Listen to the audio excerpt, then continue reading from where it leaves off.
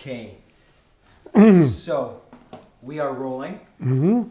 Today is the 28th Correct.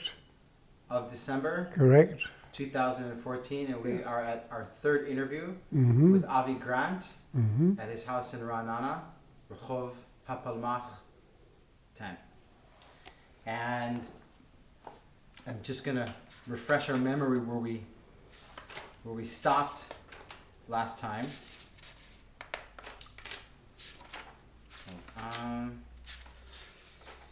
A lot of stuff here. A lot of stuff. I'll just freshen your memory that we are already in Israel Mm-hmm. after the establishment of the State of Israel. I'm going to open up your papers right here. 17. And we talked about our arrival in Israel. We talked about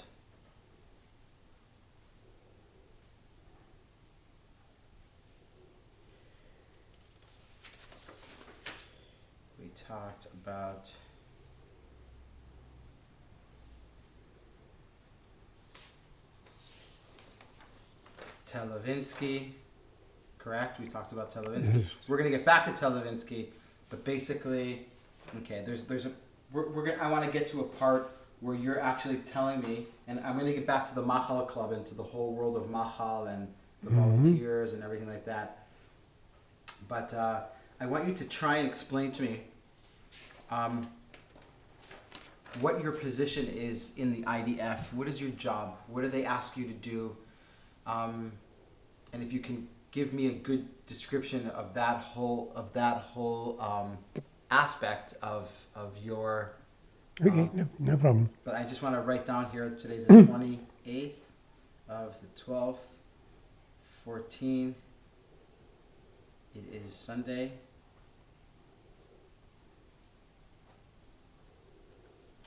Okay. Okay.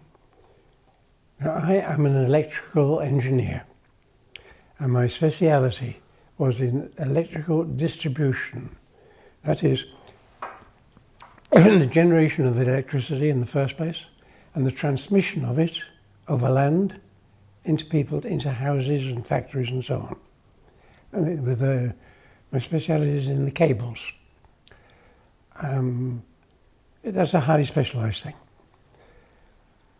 The job that I was given was to reinstate, on paper, to reinstate the electrical distribution systems for, first of all, Teletsvinsky and then Sarafand. Trifin. Yeah. What actually happened was that when the British left, they took with them all the documentation regarding the regarding the electrical distribution system and everything connected with it. So I was given maps of, in the first instance, Teletsvinsky, showing all the buildings, but nothing else other than the buildings.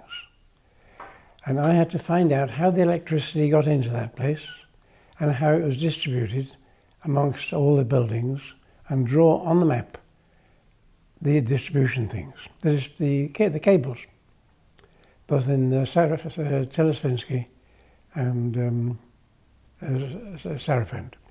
Dealing with Teletsvinsky for starters, I had to find out how the electricity got into the camp in the first instance. It comes in at a certain point or whatever, and then how it moves from one building to another, to another, to another, and so on, and to draw all that in. That was very basic. And that was my job. That's it. And did you have a boss? Did you have anybody that you had to answer to? Yes, I had my commanding officer was in a little room in Tel Aviv.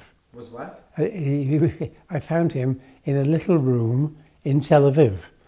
I suppose that must have been his office. I only went there 2 or 3 times, and the whole time that I was here.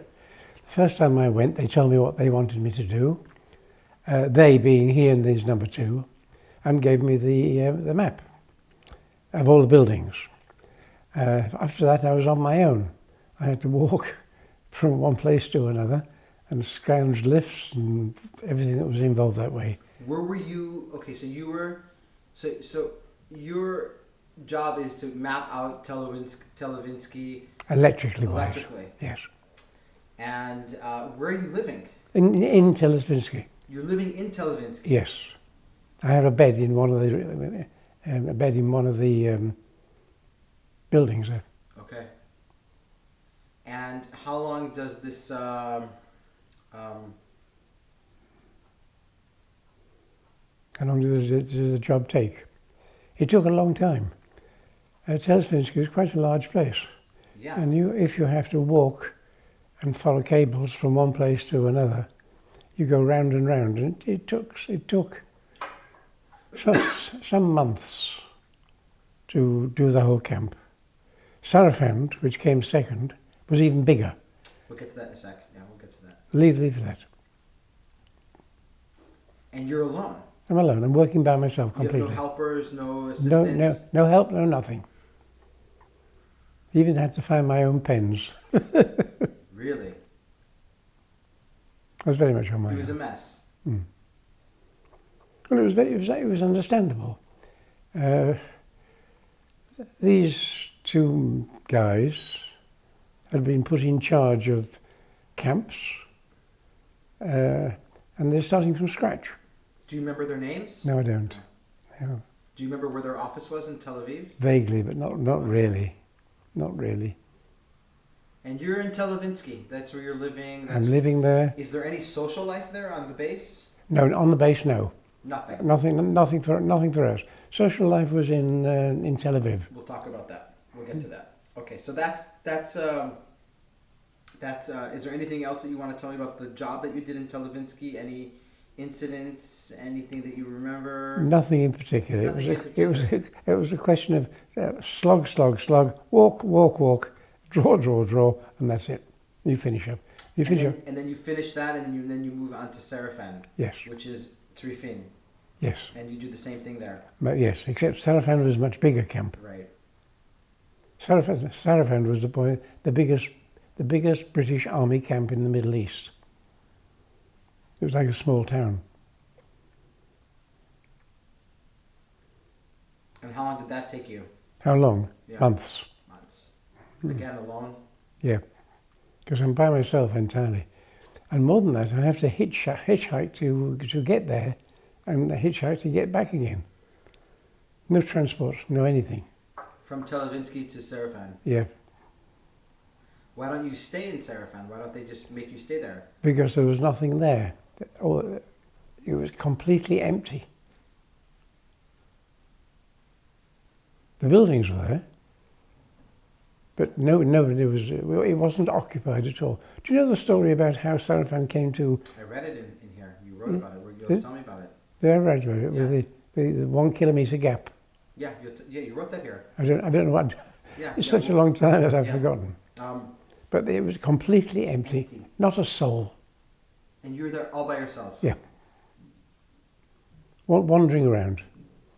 Making notes, mapping out cables. I have this big sheet of paper, big with all the buildings shown on it, but nothing else other than the buildings.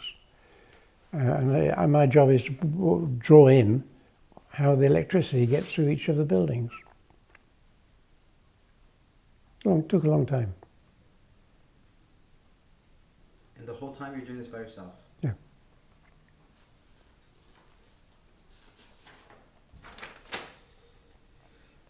I'm going to move topics, and it says May-June 1948. Yes. Tel Aviv and the Machal Club. Oh, yes. So explain to me, before I even read anything here, about the Machal Club and where it was and what it meant for you and things that happened there. Yeah, okay. Machal Club. The Machal Club, I think, is it Ben Yehuda Street? At the bottom of Allenby Street, a little way along, I think Ben Yehuda. It was a place where we could go. We, being machalniks, could go. And we could get a cup of coffee there and a sandwich or something else like that without having to pay for it. We were paid £5 a month, and that went nowhere at all, nowhere at all. But we could go there. And it was a social, it was more than a social meeting place. It was a place where mechanics went and exchanged information. That's how we knew what was going on in the north, in the east, in the south, in the Negev, and so on. And some of the stories from there were quite fantastic. Can you think of anything? Well, the one that sticks out most in my mind was when the Egyptians were advancing up the thing. And we had very little to defend ourselves against them. But some of the Palmachniks got hold of a couple of lorries, drove them into Tel Aviv, and searched Tel Aviv for oil drums, empty oil drums. And they piled these empty oil drums on the back of the lorry, drove them back down to the Negev, filled them with stones. Were they? Stones. Put stones in. Put stones in them? In them, yes, they're empty. Then put stones in them, and take them to the top of a hill, out of sight of the Egyptians, and roll them down the hill. They rolled them down the hill. Rolling them down the hill made a lot of noise, and they were some of the guys there spoke Arabic, and they ran to the top of the hill dressed as Arabs, shouting, "Run for your life, the tanks are coming," to the Egyptian army. And the Egyptian army at that point turned and ran. So the Machal Club was like, it was your veins. It was like your... Yeah, it was your life. It was your life. Yeah. You slept I slept in Tel Aviv. I hitchhiked to wherever I had to go to do my job, and go back at night, get a meal, go to bed, get up next morning. But then occasionally to go into Tel Aviv.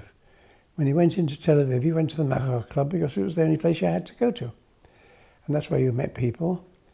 It was also very interesting because the local girls liked the most that they served in the Machal Club. Sure. There was a lot of shidduchim. Really? Okay. Or tried to, attempted. Attempted, okay. Attempted. Some succeeded, but most failed.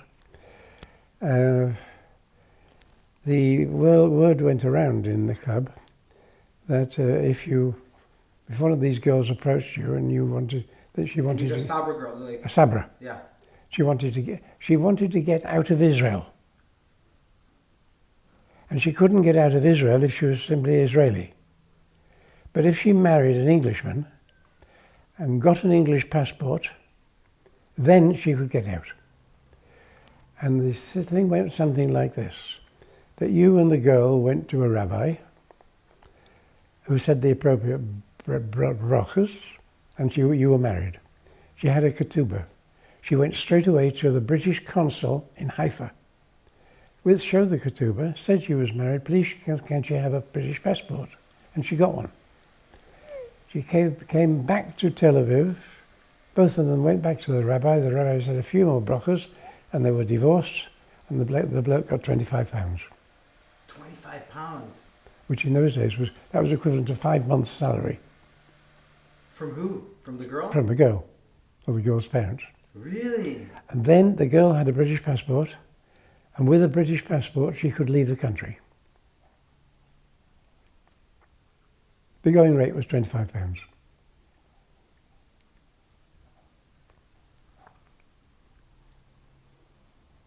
Wow. I don't know how many did. Did that happen a lot? I don't know how often it happened, yeah, but it certainly happened. Wow. And tell me more. I want to really try and open your mind about the Machal Club, because it's definitely something that I in this interview I want to try and see how. So it was located in Hayarkon and Allenby. Is that correct?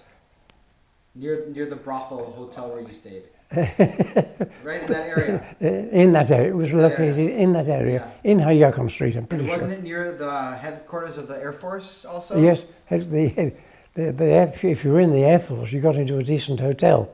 Yes. The Dan Hotel was their headquarters. The Air Forces are always special. You know, As they always you have good say. Conditions. As you say. Could you go to the Machal Club and have a pint of beer? Or, No, coffee. Oh, coffee. Coffee, tea. I don't remember tea, I only remember coffee. Coffee. Coffee and sandwiches. Okay. So it wasn't a place where you could go and have a drink and sit with the guys and talk. You could sit and talk, but without the drink. You could sit and talk. Sure. And it was some place where you could talk English. Exactly. So it was kind of like the living room of the Machal people. It was exactly the that. magnet. It was exactly that. Yes, that's a good way of putting it. And who ran the Machal Club? Who was like? Because I'm sure there was like a guy there or a woman there who ran the show. I don't know. I never found out. Okay. I just went in. I kind of think about like Rick's Cafe in Casablanca. You know, in the movie. Yeah. You have this club and it's people are coming and going and in and out and you know, there's a lot of stuff going on there. Yes, but I don't know who ran it. Okay. I never found that out. But it was a centre point for information. You got all the information of what was going on, really going on various fronts. Also got other information as well, but one bit of information that came in was that in Liverpool or Manchester, I can't quite remember which one, some person had organised a dinner to raise money for the mechanics. And a lot of money was raised. Again, I can't remember how much, but I know it was a lot of. I think people paid something like £50. Like to have dinner there, like per head. Yes, per head. That kind of thing. There was a lot of money raised, but somehow this money never got through. We got. I think we each got something like £2 or £3 a head from that due. What happened to the rest of the money, I don't know. But that was typical of what was going on at that time. What was going on at that time? Corruption galore. Protexia was very important there. Do you know what protexia is? Explain to me. Protexia is who you know, or who you're related to. Protexia was very important. Officers in the first instance were generally appointed via protexia. Okay. Almost everything. Did you experience it yourself? Did I experience it? I had no protexia. Yeah. So you just saw what was going on around you. Were any of the Machal people have protexia? One or two did. Yeah. And you could see they were totally different. Can't name them. No, you don't have to name them. Don't know. It says here, those of us not lying on our beds suffering from dysentery were given a couple of days leave. Yeah. Very few had families or even friendly people that they knew in Tel Aviv. We were told to make our way, meaning hitch a lift. That's right. Into Tel Aviv to report to the town marshal, which we talked about. Now, off on Allenby Street. Okay, I want to ask you about, so we talked about the Machal Club. How often would you go there? Once a week? Probably even more. Probably even more. 2 or 3 times. Because you're alone all day. You're working alone. You have no social. Exactly. Yeah. Exactly. And that's it. The big problem was getting there, because you have to hitch every time. And it's long distances from, it's not like today where you hop on a bus and it takes you. That's right. That's right. Did you ever get stuck there? You had to sleep there, or? There was one occasion when I had to sleep on the beach. I didn't mind that, actually. You learn very quickly how to sleep on a beach. Tell me the story about this Polish girl who courted you. She was one of the girls who volunteered in the club. Okay. You know, to make sandwiches, make coffee and chat with the boys and so on. And she was a very nice girl. She really was. She was small. I can even see her as I'm talking to you now. Really? What do you see? A little girl, about this big, slight, slim, not particularly beautiful at all, but plain, good-looking and pleasant, very pleasant indeed. Broken English. Broken English.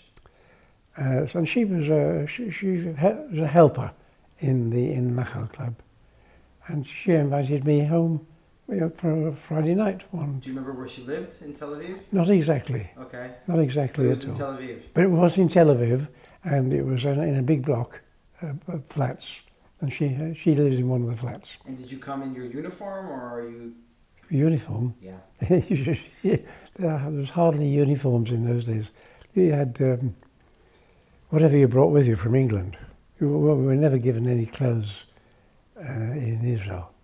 Whatever you brought with you from England. So it would be ex-army shirts, ex-army shorts, and so on.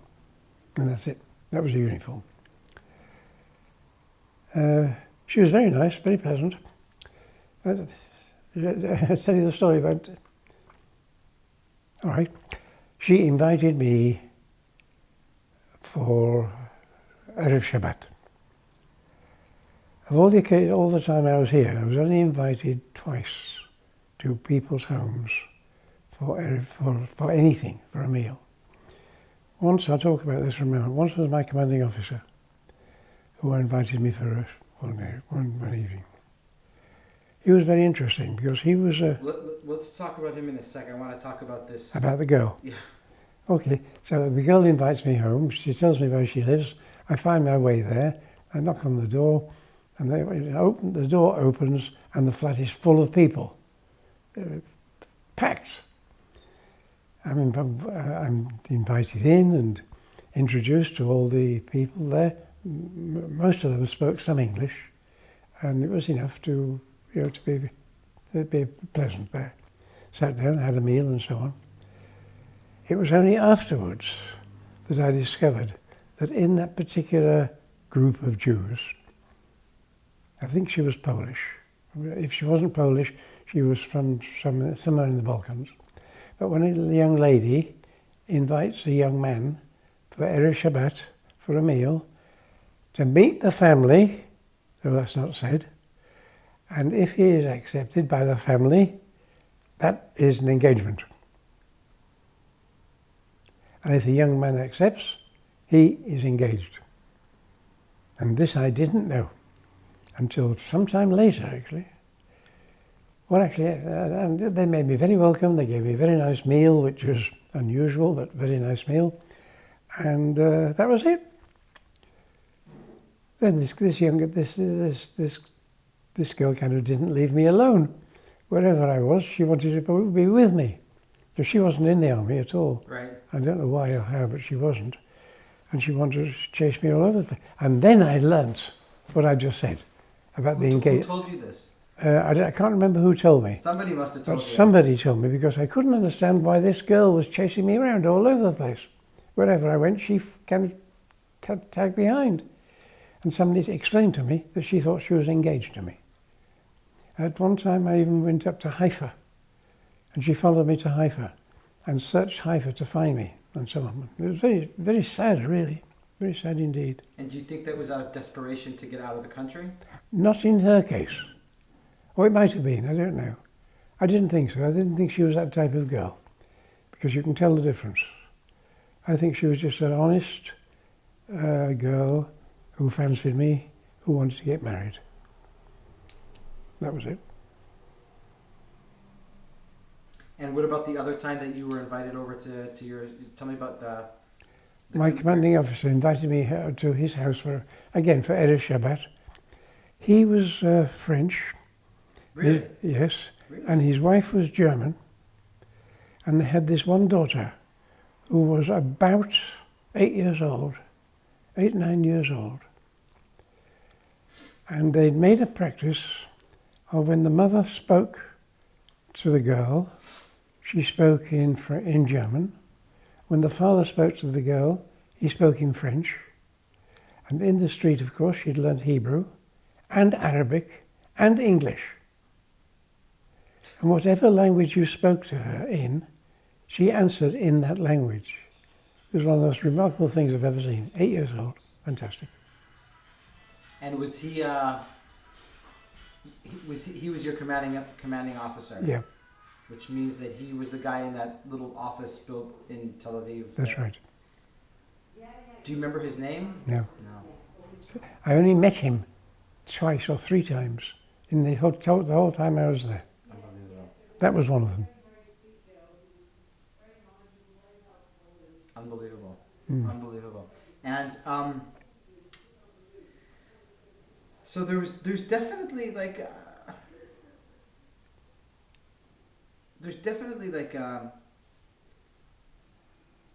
you're not assimilating with the local crowd. You can't. With the Israelis. No, you can't. They won't let you in. They're really. Excuse me? They won't let you in. At that time, all the Israelis were in groups. And unless you were a relative to somebody in that group, you were an outsider. And you weren't treated very well. Really? Yeah, absolutely. Absolutely. Well, witness the fact that, so what was it, some 600 and odd guys came from England, and of those England, only about 20 stayed. What do you mean? Just a second.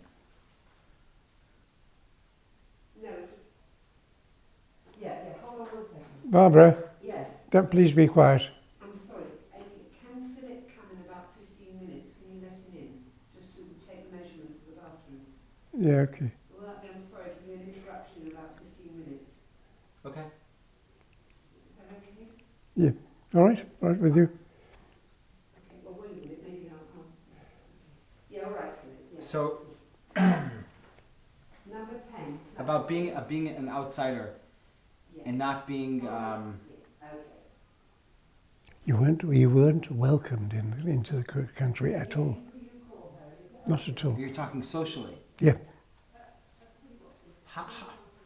How does this make you feel? I mean, you come to volunteer Mm-hmm. to help. Mm-hmm. You should be. I mean, I've read that the volunteers who came to fight against fascism in Spain Yes. from all over the world, Yes. people came. I'm sure you know Yes. this. Yes. The Lincoln Brigade, and they were treated like I don't want to say gods, but they were treated with they were very well respected. We weren't. Not at all. Not at all. You see, you've got to understand that in Israel at that time, there were, the Jews who were here were all in groups,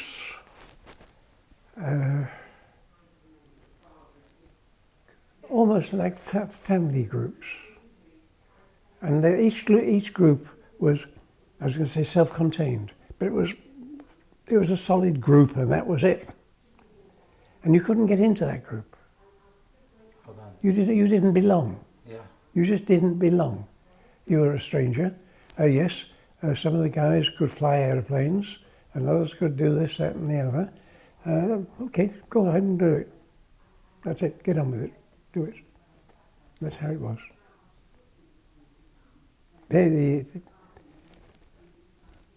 Witness the fact of the Atalena. We're going to get to that in a second. Yes, I mean, that's a classic example of the outcome of what I've just said. Okay, so explain that to me. Explain that to me.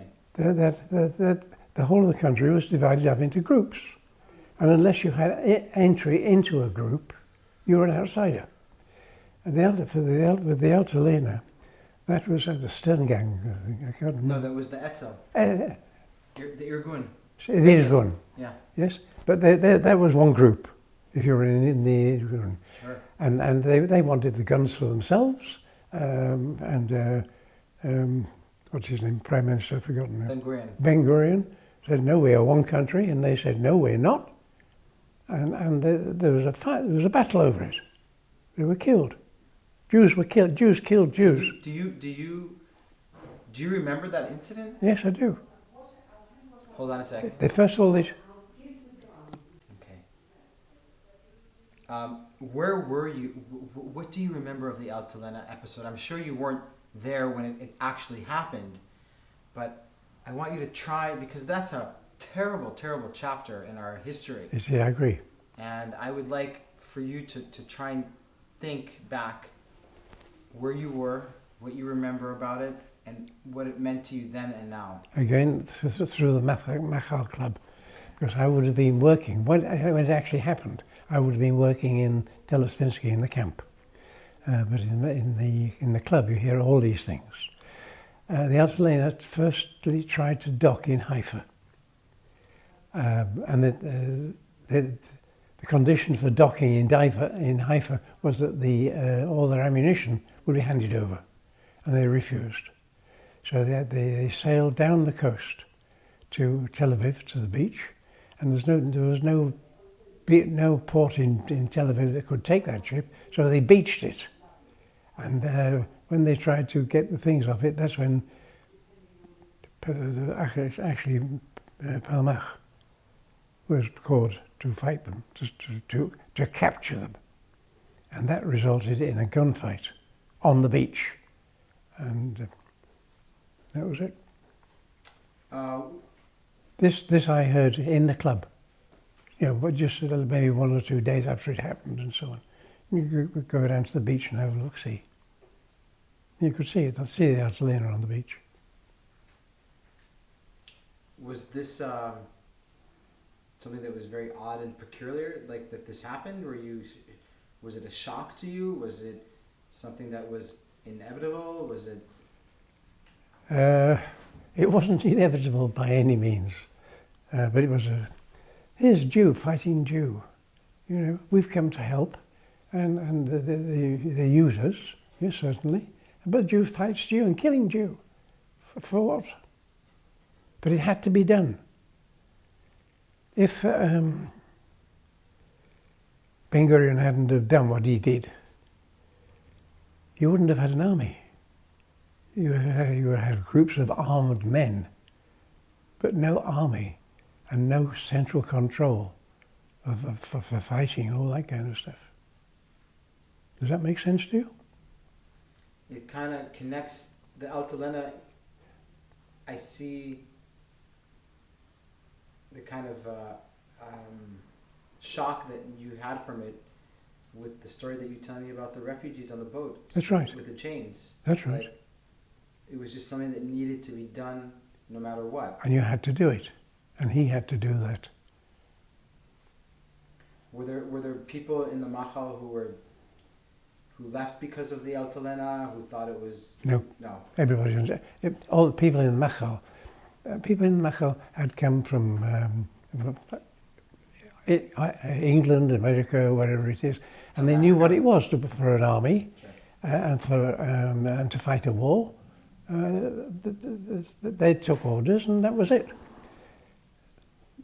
It wasn't in Israel at that time. There were all different groups. Like, look, my mind's going now.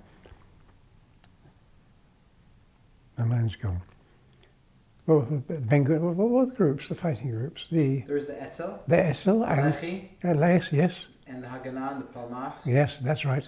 Palmach, of course, which you belong to. I belong to the Palmach. Palmach was the fighting unit of the Haganah.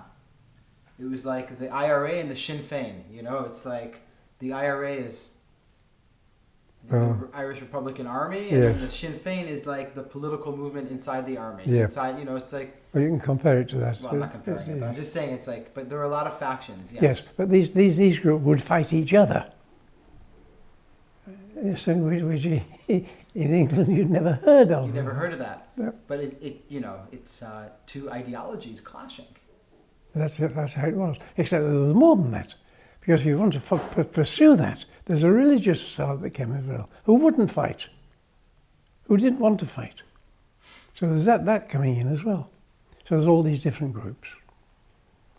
And do you remember seeing the ship on the Beach, seafront? yes. Yeah. Oh yes. Yes, it wasn't far out to sea. It was there for like a year. It was there for a long time Yeah. until they broke it up and took it away. Yeah.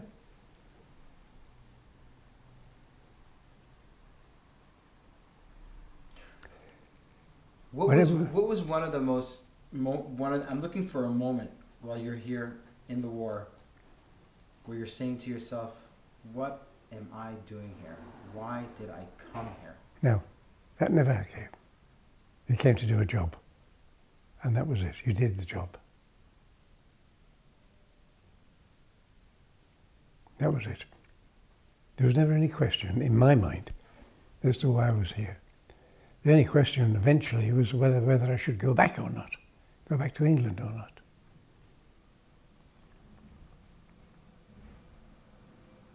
You never had doubts while you were here. Even people aren't treating you nice, and the Altalena and this and everything's organized, and you're on your own most of the time.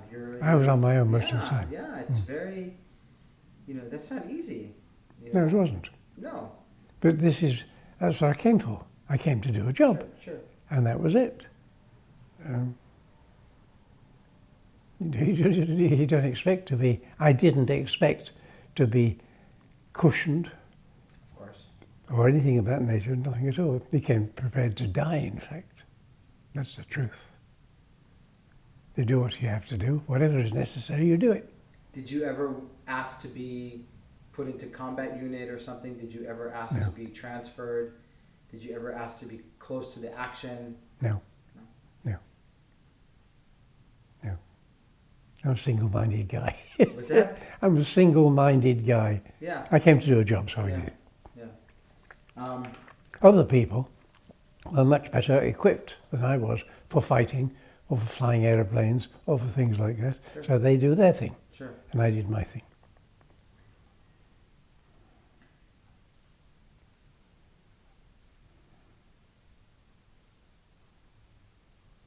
It says here that the Machal Club was on Ben Yehuda Street. It became a general meeting place for all Machalniks. In fact, the only place in Israel where you could meet friends, chat, and be generally sociable with one another.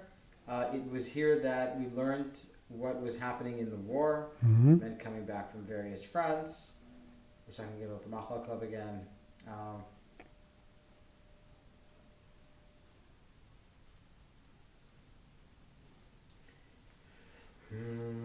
Let's see.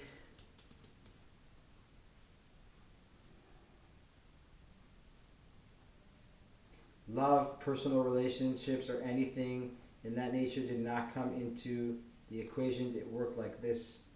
We talked about the passports, which is that makes sense. Yes. It's nothing. Till today, I used to work in a bar in Tel Aviv many years ago, and it was kind of like a British pub, Irish pub, kind of. Yes. And a lot of diplomats would hang out there, and a lot of Israeli women would hang out there on purpose, so that they could hook up with somebody foreign and maybe fall in love and get out. Yes. These things never change. Yes. It's normal. I agree. Yeah. Yep. It's very normal. It's very, very normal, and also at that time, you understand that this is right after the Second World War. The situation in Israel is not good. Very unpleasant. The future looks. Yeah. It's not high-tech nation yet. Yes. That's not here. I know only too well. Yeah, exactly.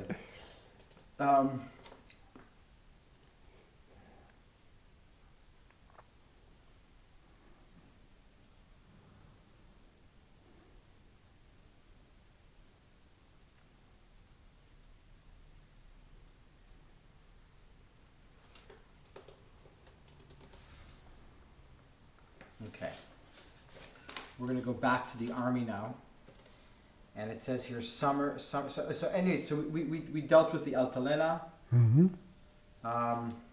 Did you ever meet any people from the Etzel or the Irgun? Did you ever have any contact with any of those people? Not that I remember. Not as you remember? Not as people from there. Excuse me? Not as Irgun people. Not as such. They might have met them. Yeah. No.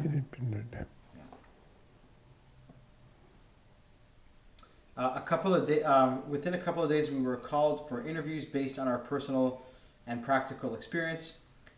We were litigated with various units formed in the Israeli army. Amongst the English-speaking Machalniks, many had fought in the British, American, and South African armies in World War II, and they were taken mostly to the front to be. Yep. In your case, it's not like this. No. The Palmach Haganah and others formed bases. Formed the basis of the Israeli army, but the Air Force and Navy depended for their experiences on people who had served in similar positions in former units. My very good friend Harold Deco. Huh? Deco. It was Dikovsky. Dikovsky. You called him Deco. He called himself Deco. Deco. Okay. Served in the British Air Force in Egypt and had taken his discharge there. Yes. So let's talk about this friend of yours because he seems like he became a very good and very close friend of mine. Did he? For years later, yeah. Okay, so let's... Harold Deco. Harold D-E-C-O. Deco. Okay. Yeah. Tell me about Harold Deco. I would. He'd been in the Air Force, in the British Army, in Egypt. And when He's he came... Jewish? Oh yes, very much so.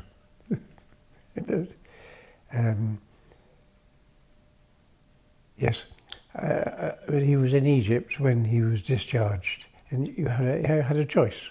He could have been discharged in Egypt or sent back to England and be discharged in England, and he chose to be discharged in Egypt. He was quite a guy, and he had relatives in Israel. In Palestine at that time. So he came to them, and he was in the Air Force. What can I tell you about him? He was in the Air Force from day one, when the Air Force consisted of two little Piper Club type airplanes. He wasn't a pilot, but he used to sit in front of the pilot, or behind the pilot, with bombs round his feet. And they would fly over the Egyptian lines, and he would pick these bombs up and drop them over the side. And that's how the Air Force started. So he was not a pilot? He wasn't a pilot. In the British Army, he wasn't a pilot? No. What was he? I don't know. He kept out of harm's way. I don't know. And where did you know him from? Where did you meet him? I met him in the Nachal Club. Okay. There. And that friendship lasted for the best part of a lifetime. After, he was also sent to Czechoslovakia to buy arms. To fly the arms back. Yeah. Through Yugoslavia. That's right. Yeah. Very interesting. Yes. He was one of the guys who did was negotiating with the Czechs and organising to bring the arms into Israel. And did he stay here after the war, or no. He went back? No, he went back.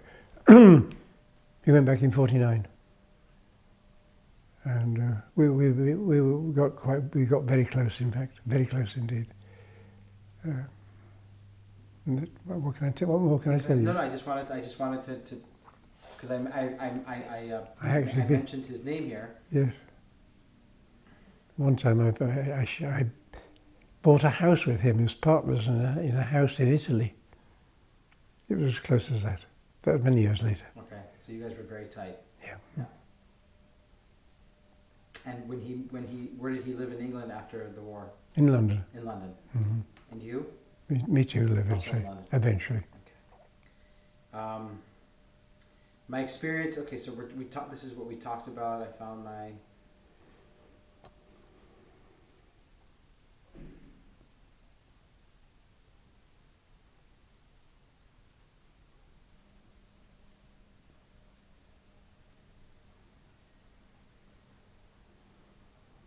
It says here that you're appointed to the rank of a corporal. That's right. Can you tell Great. me about that? Great honour.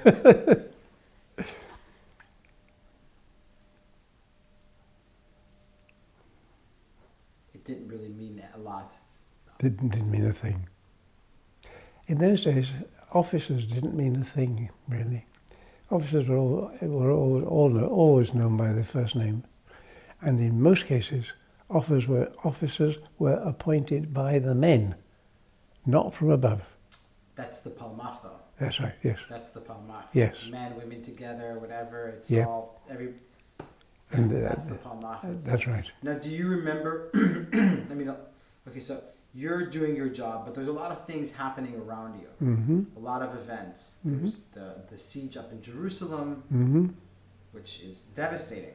Mm-hmm. There is, the Egyptians are advancing. There's a lot of things going on. Is there anything in particular about the war? Do you remember these famous shipments from Czechoslovakia that came? Do you remember people talking about it? Was Yes. it common knowledge? It was. I can't say it was common knowledge, but it was knowledge. I remember them. I remember them. Also, one of the memories was the Burma Road. What do you remember about the Burma? Well, we knew Those that. are different kind of engineers, Yeah.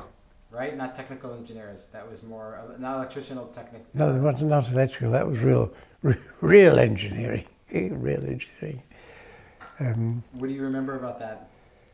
I remember that Jerusalem was in siege, and it was very, very difficult to get anything through to the Jewish part of Jerusalem. This was well known. But we heard that, I'm talking now in Machal Club, we heard about these couple of guys who had walked from Jerusalem to almost to Tel Aviv without any bother, because they came a back way where there was no road, and they knew the way. And that's how the Burma Road came into being. Really? Mickey, what was his name? Mickey Marcus. Thank you.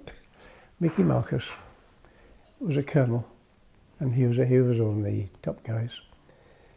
And he met these two guys who had walked, as it were, out of the back end of Jerusalem. And he said, well, if they came out, we can go in. And that's how the Burma Road came into being. The Burma Road was a fantastic thing. Yeah. At night, digging away virtually by hand to get anything through. It was really a fantastic thing.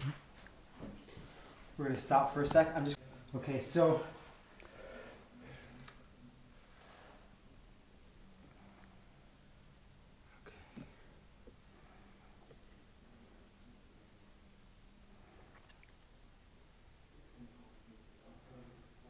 okay.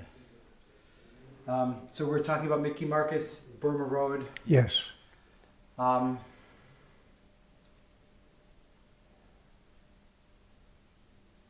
I think that's fascinating that there's no point here at all that you're not happy about how things are happening, that you're alone, that you're, you're not, the local population isn't more open. You're okay with it. You're fine. Just like you said, your job, you're doing it, you're doing what you're asked to do. That's right. And that's basically, And that's all you can do. of course, that's all you can Because do. you got no influence to do anything else. Are there any other people that you become close with while you're here in Israel? Any other people at the Machal Club? There were, Harold Echo was a guy I came closest to. But there were others as well, whose names now I can't recall. You can't remember. Because with Harold, our relationship continued for many, many years. Right, almost until he died. He died about a year or so ago. How long ago? A couple of years A ago. couple of years ago. but there were others. At one time, when I went back to England, I formed a Machal club of people who'd gone back to London. Really? Yes. Well, it wasn't really a club. We used to meet once a week in my flat. Okay. In your flat? Mm-hmm. I had a bed sit, a little place, right by In London? Yes, right by Charing Cross Station in London. It was right in the centre of London. And a group used to come together there once a week. Really? Yes. For how long?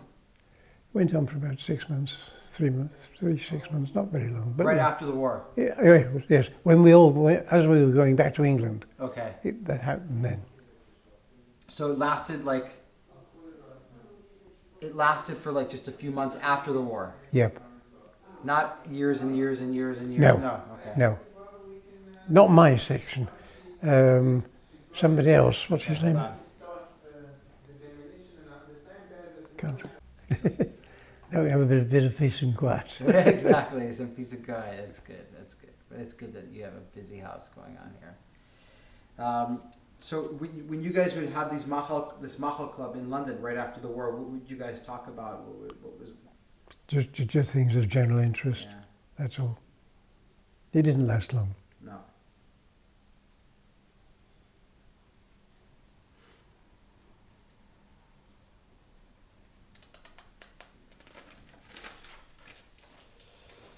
Okay.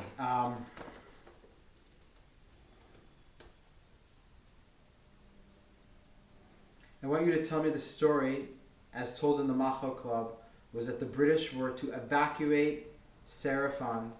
Sarafan, yes. And this is the story of how Sarafan was taken by... Yes, it's actually very amusing. The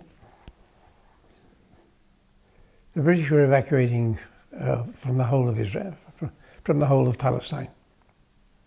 Okay?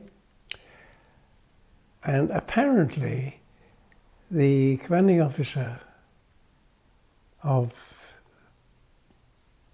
the unit that was in Sarafan made arrangements with the Arabs that they would evacuate at a certain time at a certain day. Now, Sarafan is a big place, like a small town, and they would withdraw slowly across this town to go down to Tel Aviv, the thing. And the Arabs were to leave 1 kilometre gap between the British troops withdrawing and the Arabs taking over. And this became known. So the Haganah moved in the middle. As the British were withdrawing, Haganah came in sideways. And they acted as a barrier between the British withdrawing and the Arabs advancing. And because the Arabs thought that they had a piece of cake here, all they had to do was to walk in. There was very little fighting. They didn't send in troops to fight or anything. So we just took over and just stopped them coming in, and that's how we captured Sarafan. That's fact.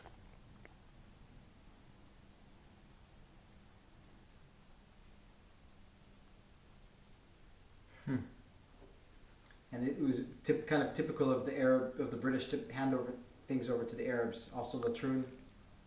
Apparently. Yeah. Apparently. Yeah.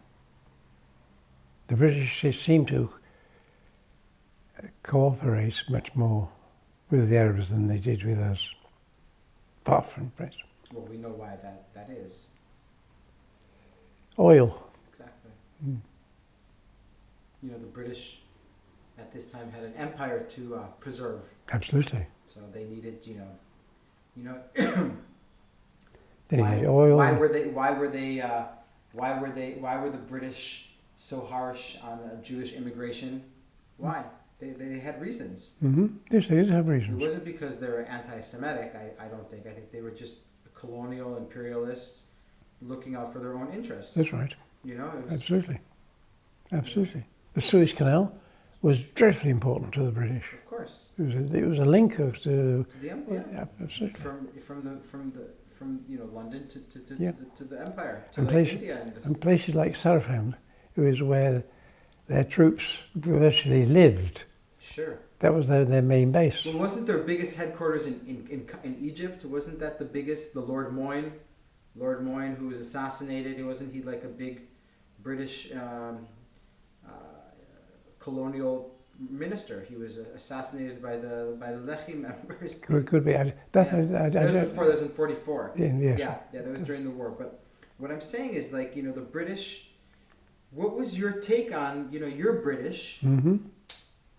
and you're coming to Palestine to fight for the establishment of the state of Israel in your own way, Yes.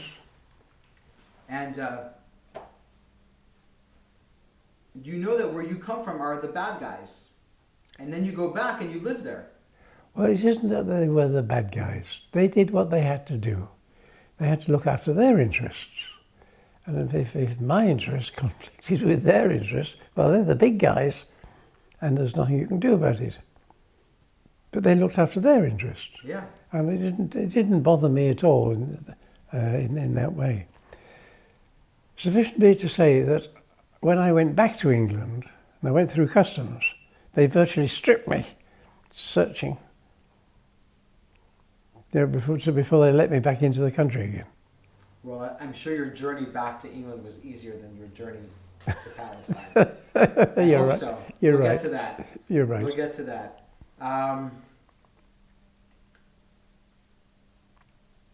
I've still got that passport, by the way. We're gonna get it. The last few 20 minutes of Yeah. today, we're gonna get some. Do you have some old photos, maybe, or anything?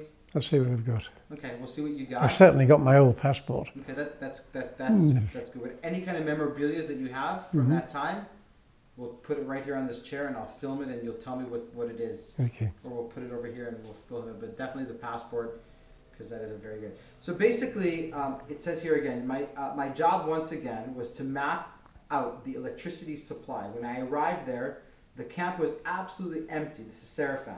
Mm-hmm. I worked there I worked there for some months Mm-hmm. and never saw a single soul the whole time. That's right. Is absolutely. That's like a. You remember the TV series The Twilight Zone? No, well, Yeah, like one of these. not a single soul. I was sleeping and eating in the morning and night in Tel Aviv, but working from sun to sundown at Sarafan. And you didn't even have a car or anything, nothing. Nothing. They didn't care how you got there. Yeah. Interesting. You see, in those days, just to qualify that, hitching Yeah. was the common means of transport. Everybody hitched, one way or the other, and people gave rides. There was one It period. was common to give tramping. It was common. Yeah.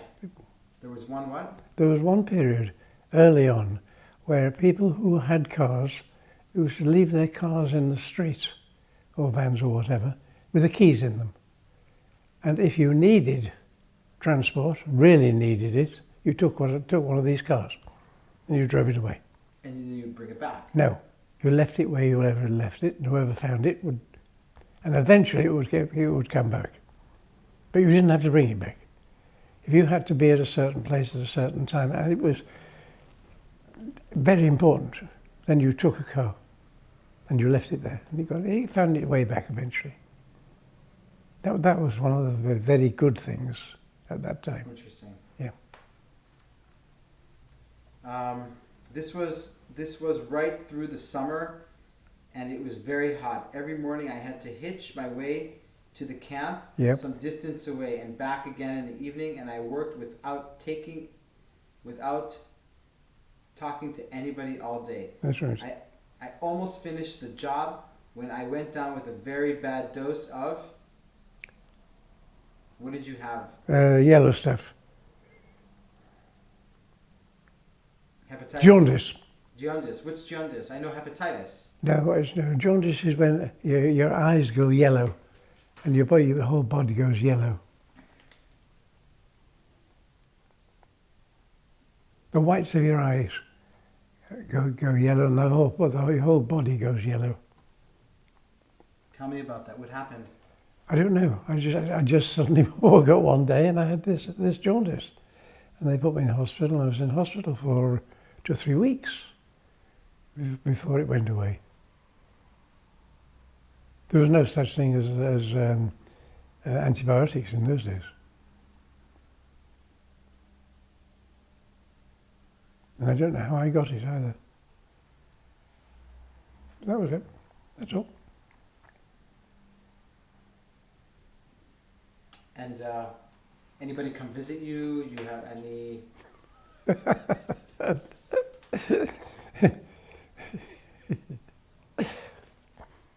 I trust that was a joke. Did the army discharge you, or you asked to be discharged? I asked to be discharged. You asked to be discharged. You had enough. No, yes. Yeah. Were you fed up? Were you? I felt as if I was getting nowhere. I did what I was supposed to do for those 2 camps, and there was a question of moving on to something else, and the whole environment at that time was inhospitable. What do you mean?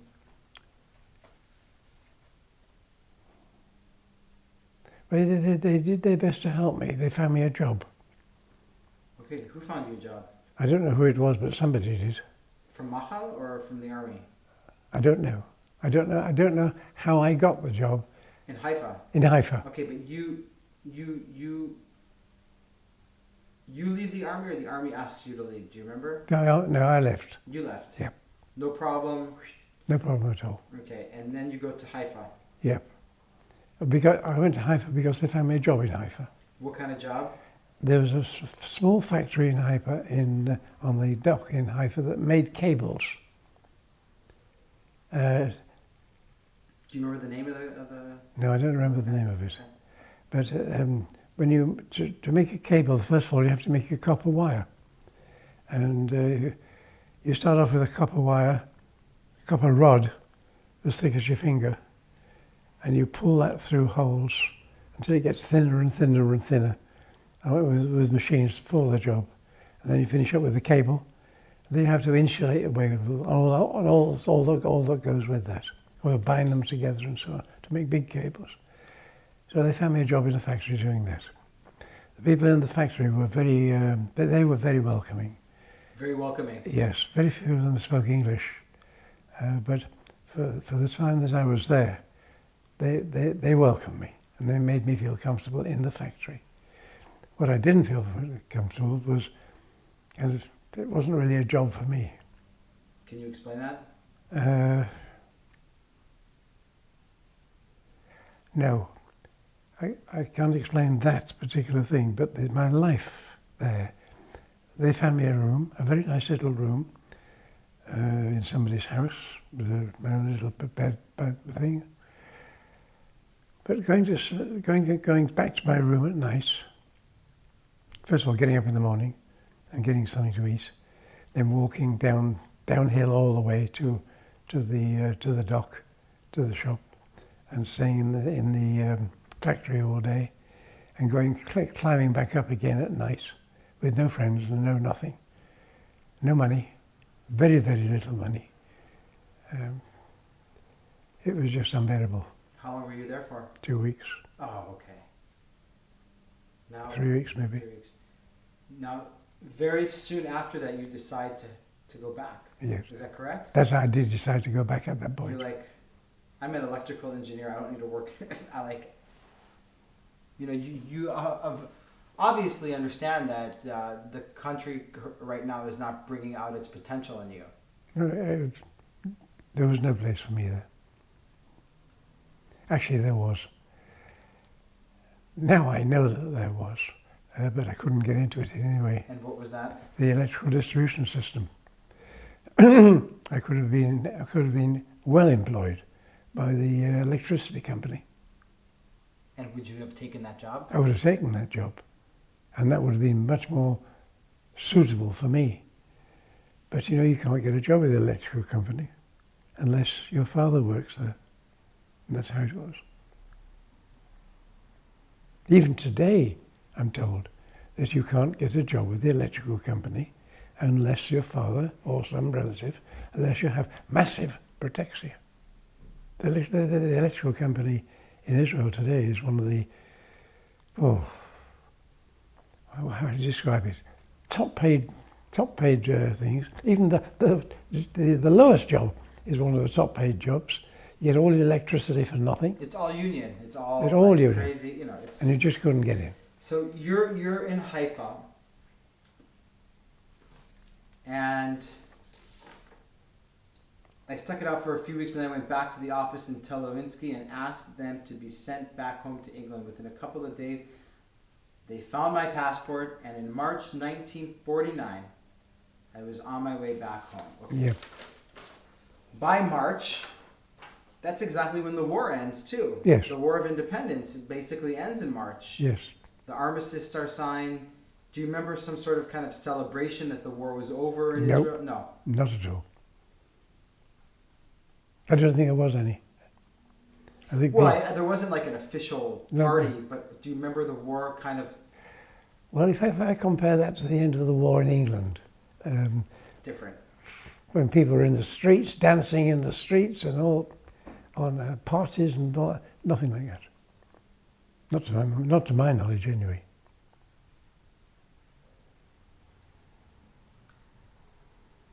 Where do you get your passport? I mean, you haven't. You have to go get your passport now. Yes.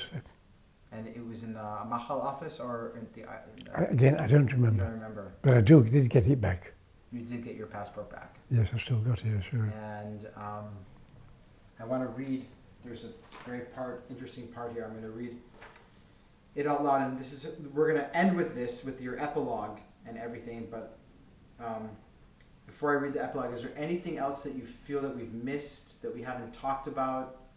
Anything about the war, about before the war, your family?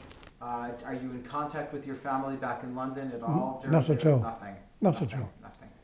Not at all. Nothing. It's very interesting, you know, because what we did as mechanics, we volunteered to fight in the war.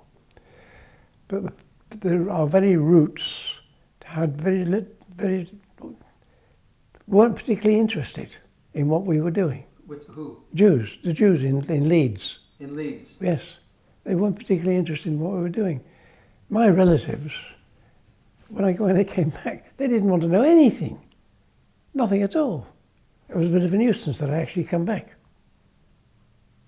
They didn't care. No. They didn't want to know. They were totally. Was there anybody that cared when you got home? Finally, in Leeds, there had been quite a few boys had gone. And initially, there was no care. But somehow they got together. There was one guy, his name will come to me in a moment, who decided that they ought to be known and started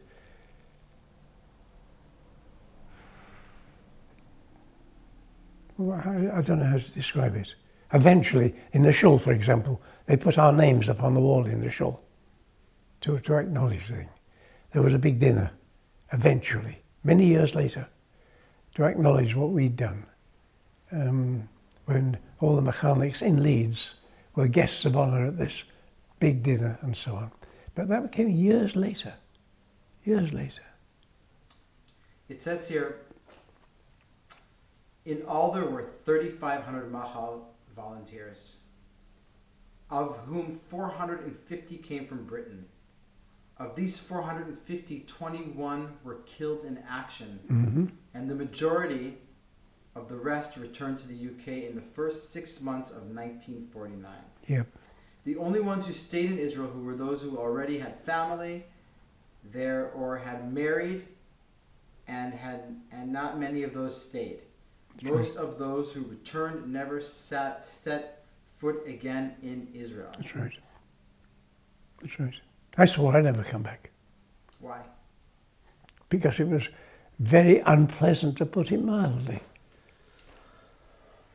Very unpleasant, to put it mildly.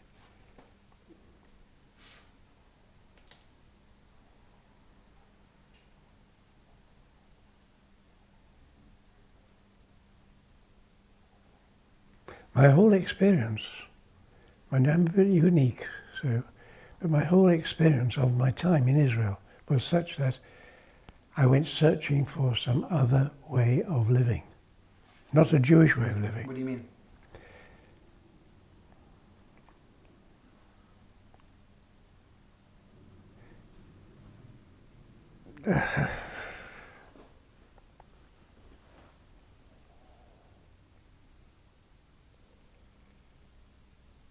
There had to be a better way of living than the Jewish way of living.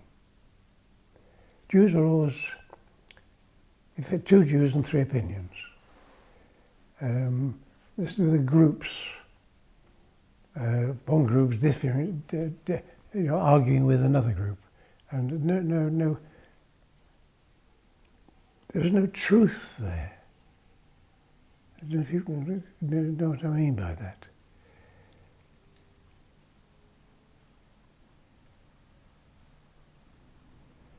In my teenagers, when I'd been living on the farm, and I saw many, many other different ways of life, I saw that people kind of, I was going to say respected each other, not really respected each other, but helped each other, lived with each other, and I didn't see that amongst the Jews, amongst my own people. In England and in Israel. Yes, but especially in Israel. So you were disappointed in what you saw here. Absolutely. I mean, Jews argue with each other, killing with each other, and so on. And as against what I saw in not only in the Christian societies, but in other societies as well.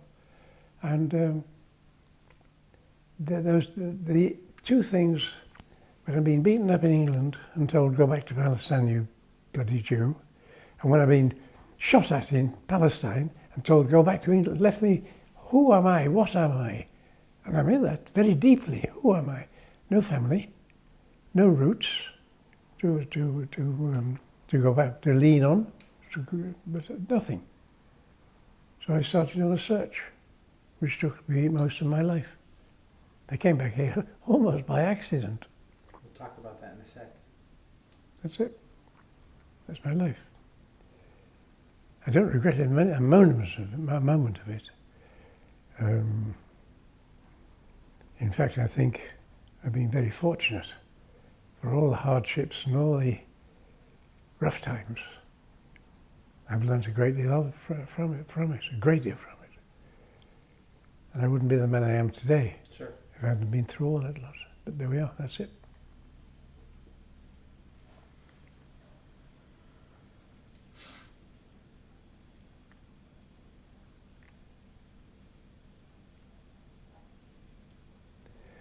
One of the things that knowledge of other religions and ways of life has taught me is that within Judaism, the actual essence of Judaism has been lost. And it's hidden. I see great depths in Judaism. Not with depths. Depth. Like deep. Yes. Yeah. Not because we have a big beard and a black hat. Sure.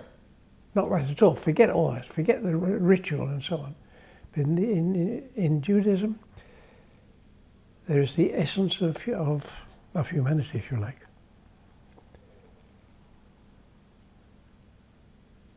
I've become very philosophical,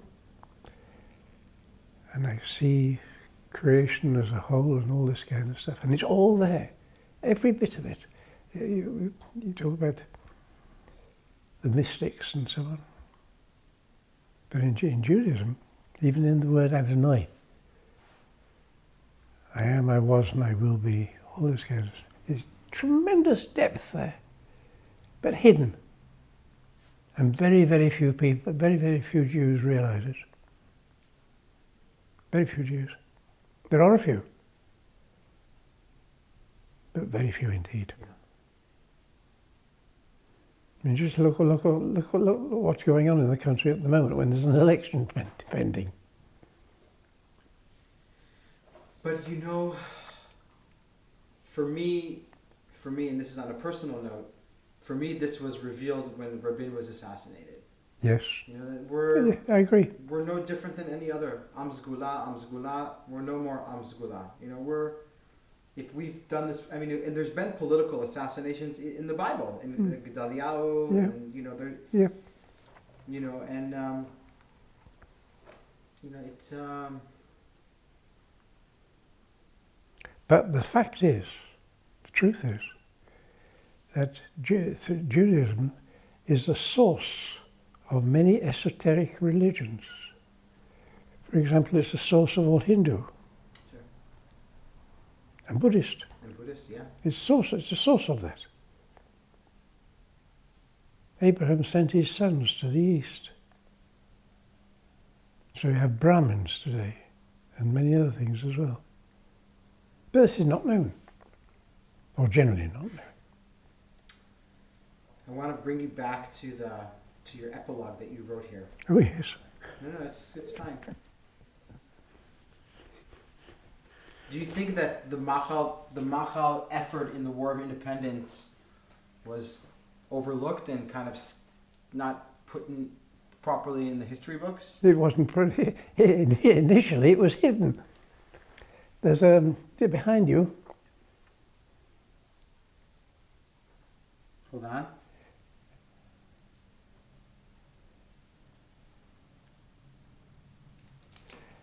Yes, behind me. Propped up against the on there. That thing.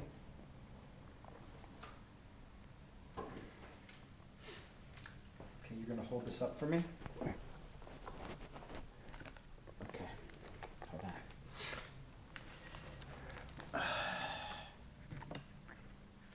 Excellent. Hold it up. Wait a sec. And it's from the State of Israel, Mm-hmm. Misrad HaBitachon, and the Israeli IDF, and it says here. Can you read it for me? Can you turn it around and read it for me? In English. Yeah. In recognition of your contribution to the defense of the State of Israel in the War of Independence, 1948, with deepest gratitude, Yitzhak Rabin, dated 10th of December, 1992. And it took that long for somebody to say thank you. From 48 to 92. How many years is it? 44 years, 45 years. For somebody to say thank you. Somebody How even, could that be? that's how it was. Let me see are you in the picture? Yes, I'm here. Let me see. I'm Turn it around. on the back row somewhere. Somewhere. I'm up here somewhere. Wait a sec.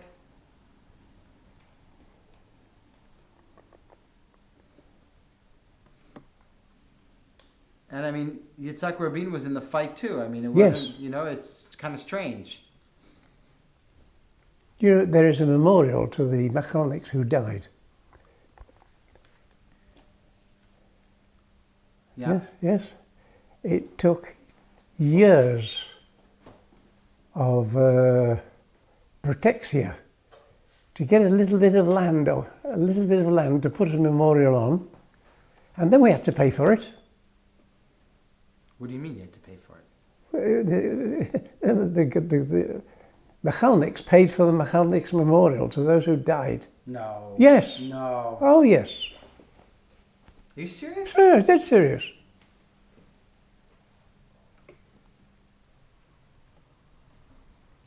Do you know where the memorial is? Yeah, I do know where it is. It's near Sharagai. That's right. Yeah. Well, that was paid for by mechanics. Many years after the end of the war. Who? When was that statue made? When did that happen? 2006?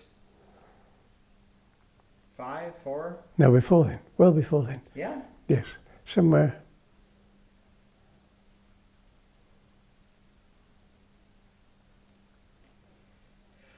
No, I can't tell you exactly when. Okay. What's her name? Doreen. Doreen, Doreen, she sure. will know. She will know Yeah, exactly. Yeah. Yeah. Now, And she'll also know who paid for it, and everything else that goes with it. Even today. Doesn't that drive you crazy? Doesn't that outrage you? Doesn't, I mean, like... But this is how it was. It was always like that. Right from the word go. It was the same attitude. So it's like the Jews here know how, the Israelis here know how to ask for donations from abroad. That's right. But they don't know how to say thank you. Say thank you. Yeah. And it goes right the way through. Even today, on Independence Day, we always have a service there. But we have to pay for that. We have to pay.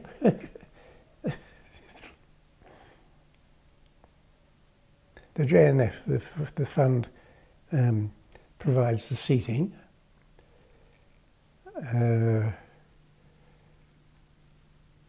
But everything else we have to pay for.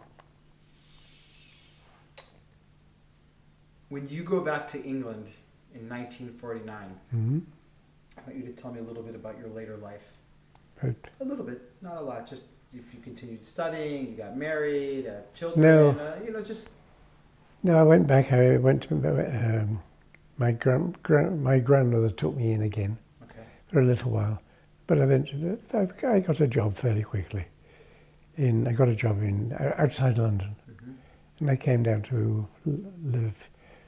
First of all, I lived outside London, a place called Erith, which was near the factory where I was working. Again with cables, on the test beds there, living in with Goyim. Then I stayed there for a few months, and then I moved into London. Into the centre of London.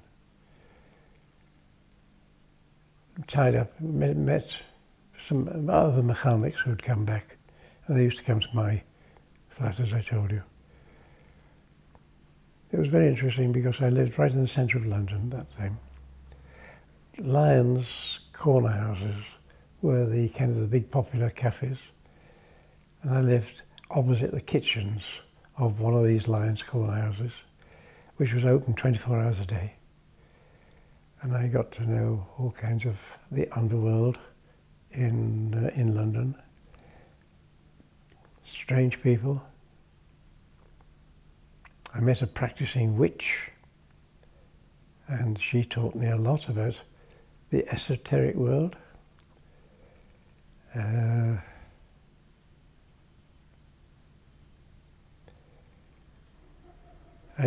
Harold Deco, he came back as well, and his parents were there. He just went back home, but we became very good friends. He and a few others as well. I can't remember their names now.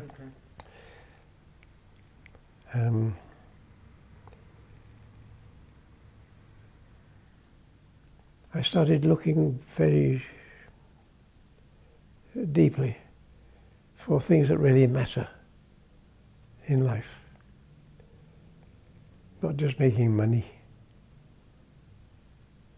I was very short of that. I had very little. At one time I used to buy books, cut pictures out, frame them and try and sell them to make a bit of money. I found a club in London which catered really and truly for overseas visitors, teenagers and the like, young people. And then I met a girl and eventually married her. Not Jewish at all. I had very, very little connection with any Jews at that time, except through Harold and through other people like that, but very little known. I got another job as assistant to the chief electrical engineer of the National Coal Board. Didn't really know what I was doing there, but they paid me £15 a week. That was a good salary at the time? No, it wasn't. It wasn't, no. But my flat was costing me £7 a week. And eventually I moved out of the centre of London. But the National Coal Board actually made my life for me. Because once a year, the National Coal Board had an annual ball where the people got dressed up in black ties and the girls with the best things. And I went to this ball. By this time I had acquired a dinner suit. But in this ball there was a guy and a girl taking photographs of the couples. And the couples were queued up the whole length of this room. And he was there taking photographs of them, and he was selling postcards, 3 postcards for 7 shillings and 6pence. Okay, didn't mean a thing. But I was still a loner, and every day I used to have lunch by myself. And I always used to buy a magazine to read while I was having my lunch. Sure. And this particular day, it was a Friday, the only magazine on the stand I hadn't read was for amateur photographer. So I bought it. Mm-hmm. I'm sitting there, turning over the pages, having my lunch, and I see at the back there's an advert which says, "Your films developed free,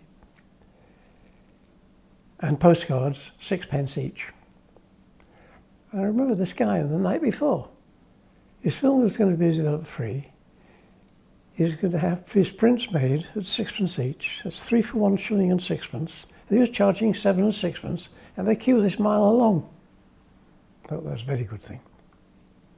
That was a Friday. So on the Saturday, I went and drew my last £60 out of the bank. I bought a camera, some film, and a book on how to take photographs. I went back to my bedsit and I read the book. And I looked in the newspaper and I saw that there was a ball going on in a hall nearby. Well, did I tell you I went out and bought a camera? No, I went out and I bought a camera with my last £60 for the camera and an electronic flash and some film in this book. And I saw that there was a ball going on at a hall nearby. So I put my dinner suit on with a black tie, took my camera, went to the door, knocked on the door, said, "Please, can I come in and take photographs?" And they said, "Yes, with pleasure." And I took £40 that night. I thought that's a good thing. Well, you took out your last 60, and in the evening you made £40? Yes, that's right. I was earning £15 a week. In one evening, I took £40. So how did this change your life? Because that became my main source of income. I was still working as an engineer, but in the evenings I was going out to wherever I could get in to take these photographs. And how long did you do that for? Then I started to get greedy. I thought, why should I pay somebody else for developing and printing things when I can do it myself? So I learned how to develop and print. Sure. And things went well.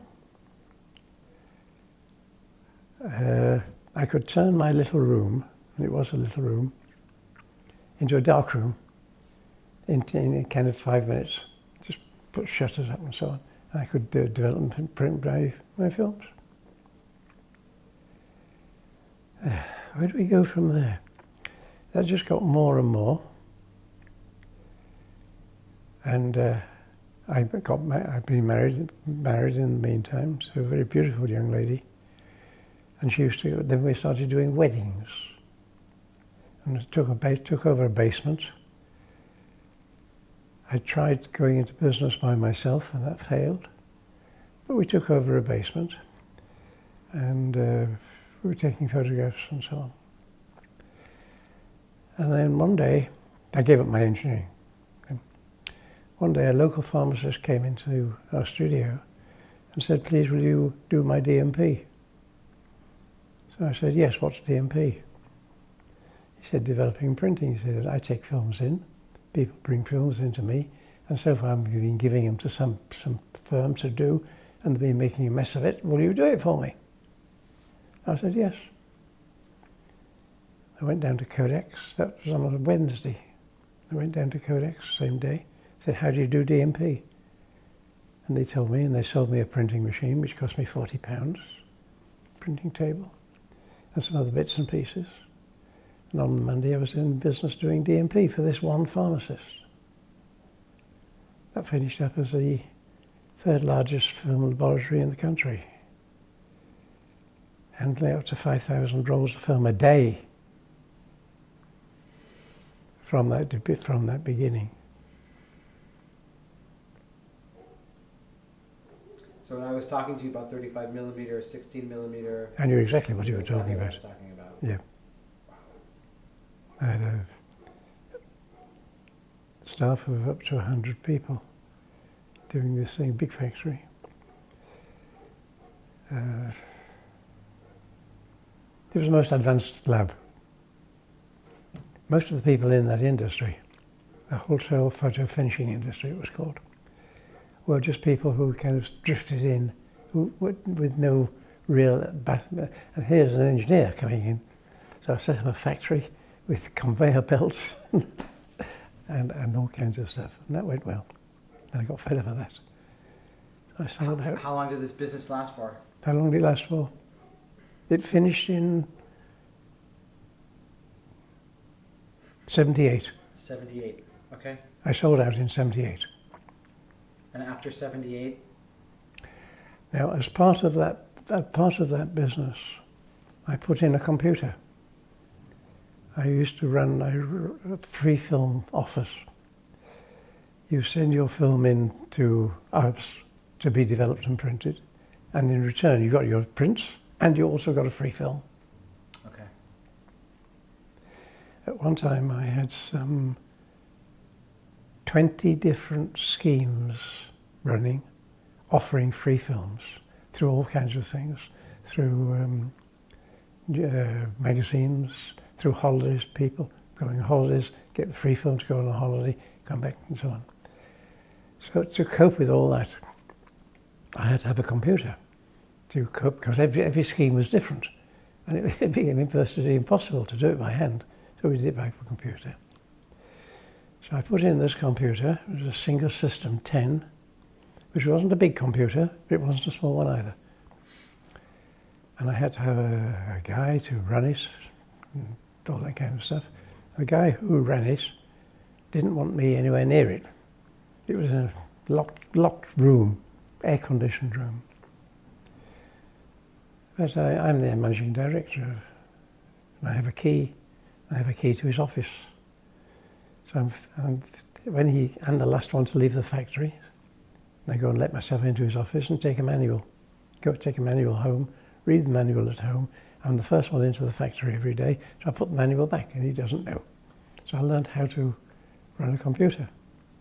When I sold out, I had a hell of a job I wanted a little job as a little accounts clerk, just something to pass the time, that's all.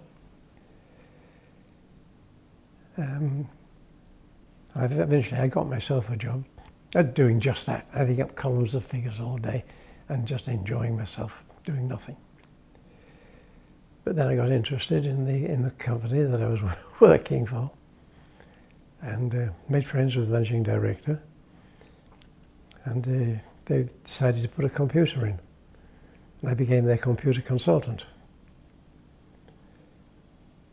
And I was going to buy one of these computers for myself, so I didn't have to use their computer for working. And I was going to pay £80,000 for this second-hand computer. And I got a young engineer who was going to move it to my premises. This young guy turned around to me one day and he said, "Mr. Grant," he said, "Are you sure this is what you want?" Because he knew what my application was. So I said, "What do you mean?" He said, "Have you seen the microcomputers?" This is 78. So what the hell's a microcomputer? So he said, "Well, Commodore, we've got one, was selling them." Got a long story short, I bought microcomputers. I programmed them, I learnt to program them myself, and I was doing very well with it. So I set up the Microcomputer Centre, which had a big notice in the window. It says, "Our computers play games. Please come in and play with us. By the way, we also do business applications." And on Saturdays, we were packed with kids. And with kids came fathers. And fathers turned out to be directors of this or owner of this and so on. And when they got fed up with playing with on the machines, they would come across to me. I'd be sitting there in my desk and say, I've got a problem. Can you help? One of the guys turned out to be one of the top buyers of the Minister of Defence in London. Another one was the director, James Walker, and they all had individual problems. So I'd say, well, I can't tell you now. Come back next week and I'll tell you if we can do anything for you. And in the meantime, I'd work on it, produce a draft program. They'd come back next week, I'd show them the program, we'd get the order. And that finished up as a microcomputer centre, which is at its peak. I had 6 full-time engineers, 8 full-time programmers, and so on. That was it. Wow. That's my life story. When I retired, I gave that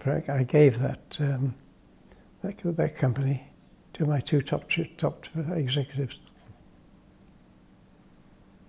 and top salesman. And in 1992, you immigrated to Israel. Was it 92? Yes, somewhere. No. Yes. Yeah. You came back. Yeah, that was purely coincidental. In the meantime, I got divorced. Okay. In 1992, you come back to Israel. Yeah. How come? Well, I've been divorced for some 5 or 6 years. Never intending to get married, and I met Barbara at a place in London, and we were going strong. And she said she's going to Israel for a holiday. So I said, I'm coming with you. Okay. And I hated the idea. Yeah. But we came, and we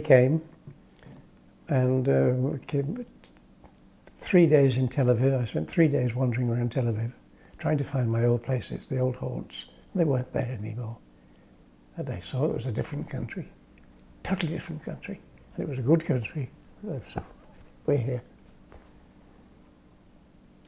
You want to go find that passport for me? Yes. Hold on, let me take the microphone off you. Film this, and we are filming right now a temporary discharge that you got from the Israeli army in 1948. This document. Rav Turai. In 49, actually. Tarikh Shihur. February 49. You were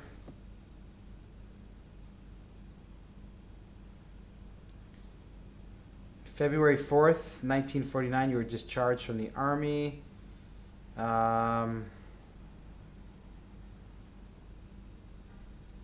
That's it. Excellent.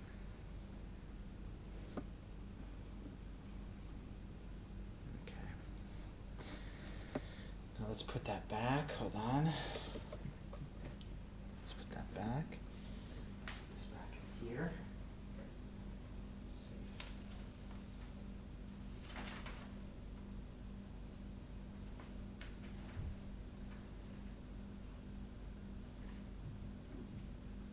That would be easier to put it back together, two pieces together.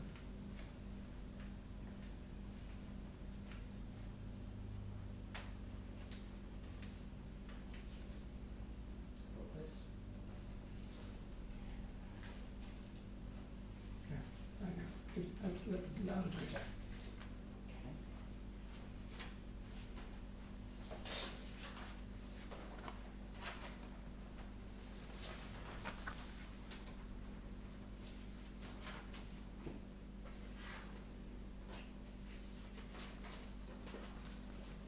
It's a pity because the seal Yeah. is a hidden. You didn't get that. I see that. I see that. מדינת ישראל, היתר יציאה. It says here that you left on the 3rd of March, 49. 1949.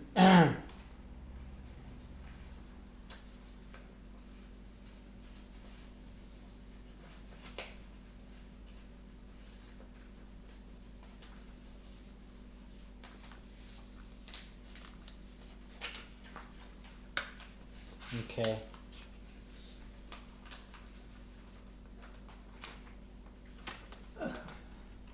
Here, I'm gonna make you stand. You're not gonna sit down because I know you want to stand a little, but just tell me about the passport, and we'll just put this on you. Hold on.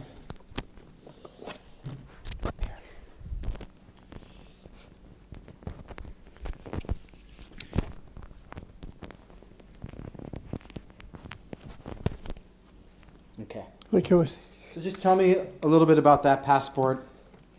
about the passport. This passport, yeah. Just standing up Yeah? just now. Yeah. Talk. Yeah.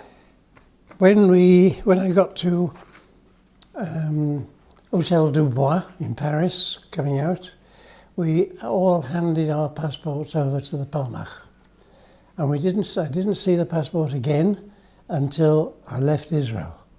And I know that the passport, not just my passport, but all the mechanic's passports were used to get people through the French customs on the way to the ships or whatever. I've described elsewhere how it was done.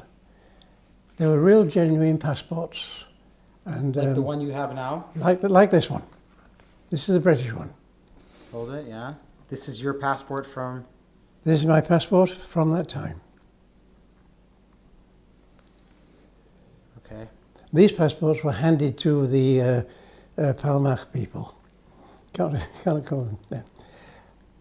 And the French authorities insisted that everybody who left the country should have a passport. And of course, all the DPs, none of the DPs had passports or any other documentation. So it was organised that, say, 20, in this case, some 20 passports were passed hand to hand. Oh, I'll describe it in detail. Please. Okay.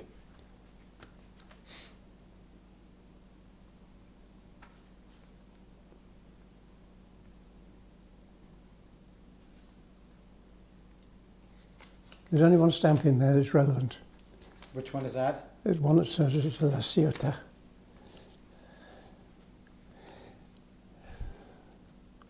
Now that was put in later.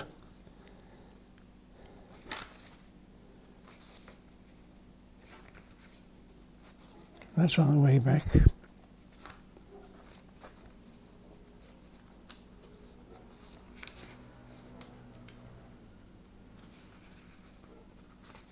Can't find it now.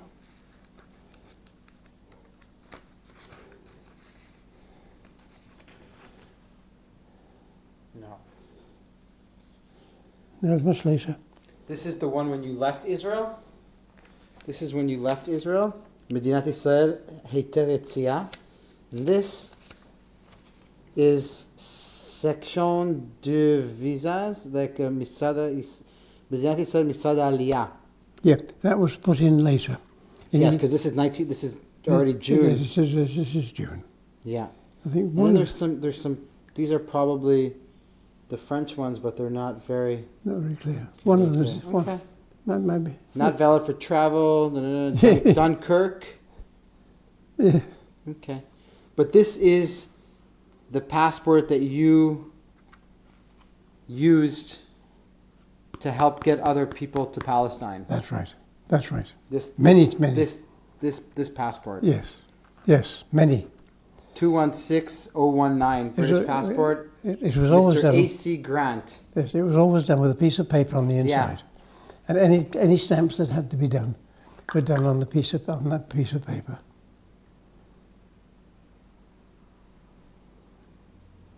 And just hold this so that I can focus on. I want to focus on a stamp there. It says Misrad Aliyah Paris, which I think is very interesting.